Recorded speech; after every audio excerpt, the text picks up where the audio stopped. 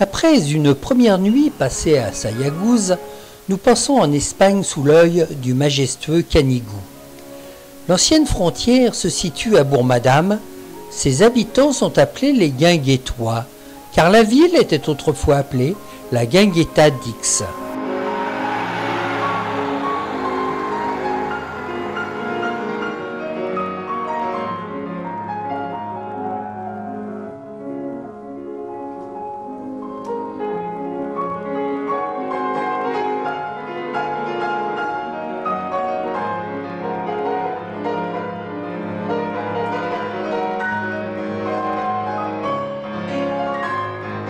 En direction du Portugal, sur notre route, se trouve Salamanque, Salamanca en espagnol.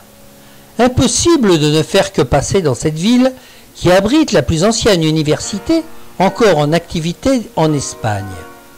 L'université de Salamanque fut créée en 1218 par Alphonse IX de Léon et fut la première d'Europe à obtenir ce titre.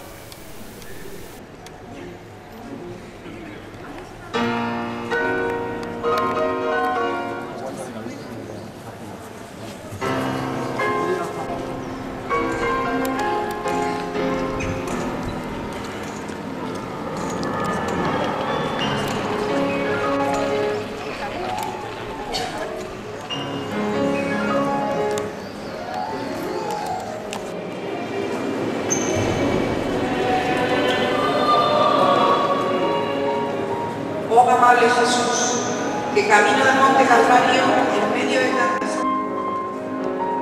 Salamanque a deux cathédrales, l'ancienne du XIIe siècle, de style roman, et la nouvelle cathédrale beaucoup plus grande qui s'est construite au XVIe siècle dans le style gothique et s'est achevée au XVIIIe.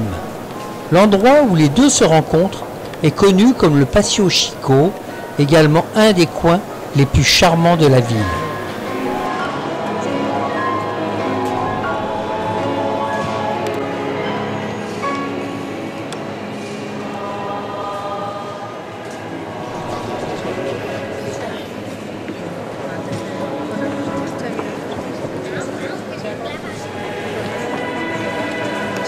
Que de beauté à voir! Nous y reviendrons plus longuement à une prochaine occasion, surtout qu'aujourd'hui, Vendredi Saint, c'est un peu l'effervescence partout.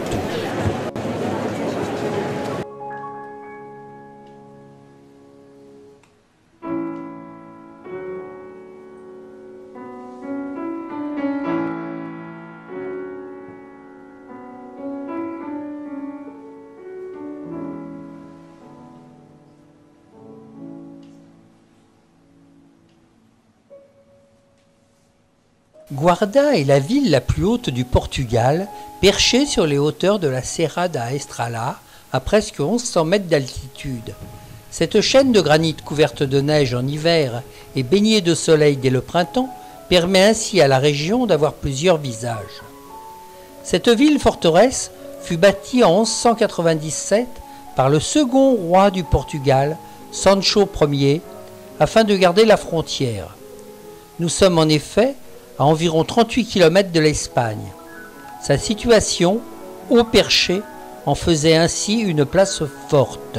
De son passé historique, il reste encore quelques belles maisons à l'architecture intéressante et bien évidemment sa cathédrale du XIVe siècle, véritable forteresse vue de l'extérieur.